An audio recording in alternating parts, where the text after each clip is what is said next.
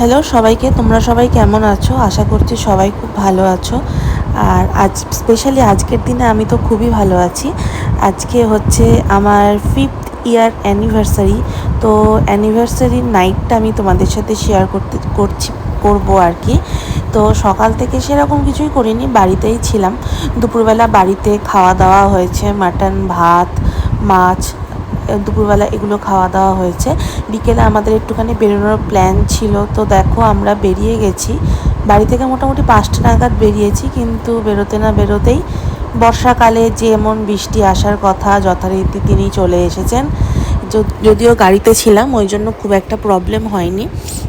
আমরা যাচ্ছিলাম হচ্ছে সিসি2-তে। তো সিসি2-তে যাওয়ার জন্যই আমরা বেরিয়েছিলাম। তো দীপ এখানে কার সাথে ফোনে কথা বলছে, অল টাইম ফোনেই ব্যস্ত থাকে। তো যাই হোক, দেখো আমাদের 50 ইয়ার অ্যানিভার্সারি, কিন্তু ও কিন্তু ফ্রন্ট সিটে বসেছে আর আমি একাই ব্যাক সিটে ছিলাম। যাই হোক, এগুলো হয়, অনেক বছর কেটে গেলে এগুলো হয়। তো বেশ এনজয় করতে করতে যাচ্ছিলাম। আর আমি একটুখানি অনেকজন মিলে ঘুরতে যেতে ভালোবাসি। যাই হোক, যেহেতু অ্যানিভার্সারি ছিল, দীপ বললো চলো তুমি আর আমি ঘুরে আসি। ওই জন্য দুজনে মিলেই গেলাম। আর আমার বার্থডে বা আমার অ্যানিভার্সারি কোনো কিছুতে বৃষ্টি হবে না এটা তো হতেই পারে না। যথারীতি বৃষ্টিও, তুমুল বৃষ্টি শুরু হয়ে গেছিলো, গাড়ি চালানো যাচ্ছিল না। আর আমার একটু একটু ভয়ও লাগছিল, এত পরিমাণে বৃষ্টি হচ্ছিল। তো যাই হোক, আমরা বাড়ি থেকে 5টা নাগাদ বেরিয়েছিলাম। আর ওখানে আমরা 7টা 15-20-র মধ্যে পৌঁছে গেছিলাম। আমরা আরও আগেই পৌঁছে যেতাম, যেহেতু এত পরিমাণে বৃষ্টি হচ্ছিল না, গাড়িটা ঠিকঠাক মতো মানে ভালোভাবে চালাতে পর্যন্ত পারছিল না, কিছু সামনে তো দেখাই যাচ্ছিল না। তো যাই হোক, আমরা পৌঁছে গেছি। তো এবার আমরা গাড়ি থেকে নামবো। গাড়ি থেকে নেমে আমরা একটু টুকটাক ঘোরার আমাদের প্ল্যান ছিল, কিন্তু গাড়ি থেকে নামতে না নামতেই দীপ আমাকে বলল এখানে কিন্তু বেশিক্ষণ থাকা যাবে না, এখান থেকে তাড়াতাড়ি আমাদের বেরিয়ে যেতে হবে। আমি তো অবাক হয়ে গেলাম শুনে, যে কেন, ব্যাপারটা কি হলো? আমাদের তো এখানেই আসার কথা ছিল। ইনফ্যাক্ট এরকমও কথা ছিল রাতে হয়তো আমরা বারবিকিউ নেশনে ডিনারটা করব, কিংবা সিসি2-র ভেতরে যে ব্লু লাইন বলে যে রেস্টুরেন্টটা আছে, ওইখানে আমরা ডিনারটা করব, এরকমই একটা কিছু প্ল্যান আমি জানতাম। কিন্তু হঠাৎ করে দীপ গাড়ি থেকে নেবে এই রকম বলল, শুনে আমার একটুখানি অবাকই লাগলো। আমি অবাকই হলাম, আবার একটু খারাপও লাগলো যে ব্যাপারটা কি হলো, আজকে এরকমভাবে কথা বলছে, এরকম বলছে, কারণটা কি? তো যাই হোক, বেশি ভাবনা চিন্তা না করে ভেতরে গেলাম। আর সত্যি কথা বলতে আমার এটা বলতে কোনো লজ্জা নেই বা কোনো দ্বিধাবোধ নেই যে আমি এই ফার্স্ট টাইম সিসি2-তে গেলাম। সত্যি আমি এর আগে যাইনি বা আমার যে ওঠা হয়নি।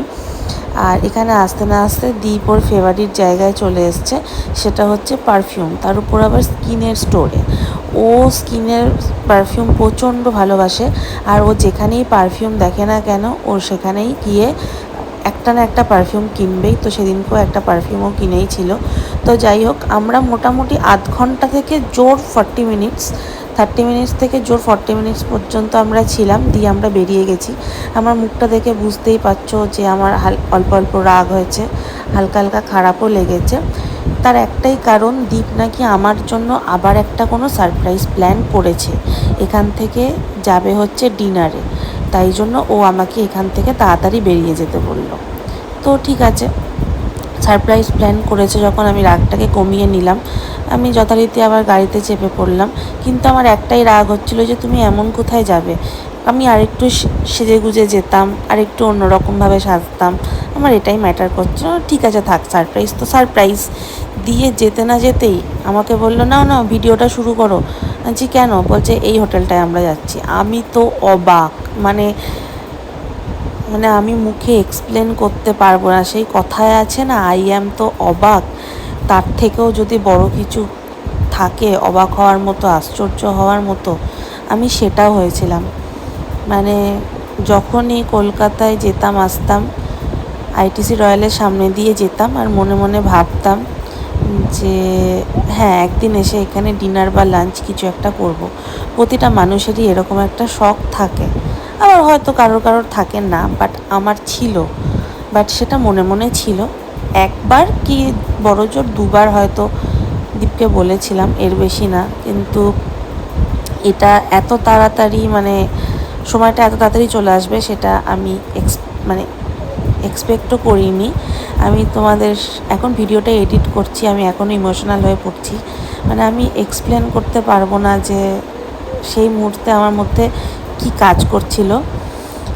আমি ওরকমভাবে অত কিছু আমি খুব একটা বেশি এক্সপ্লেন করতে পারি না।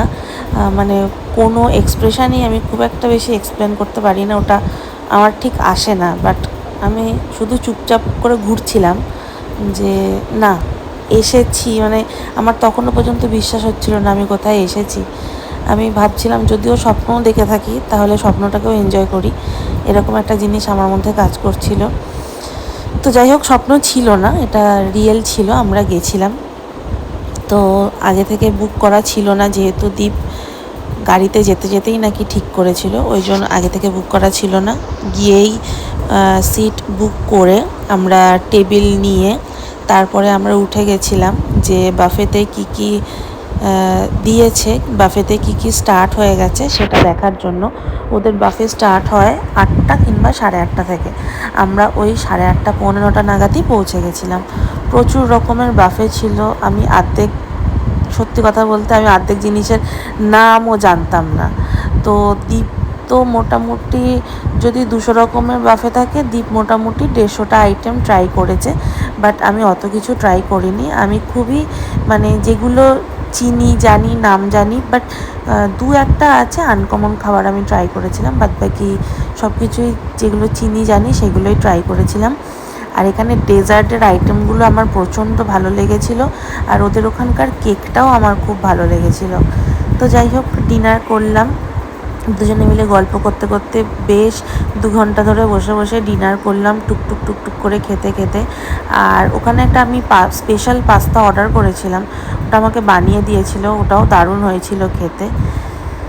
তো খুব ভালো কেটেছে সন্ধ্যাটা। সো ইটস ওভার, এখন আমরা বাড়ি যাচ্ছি।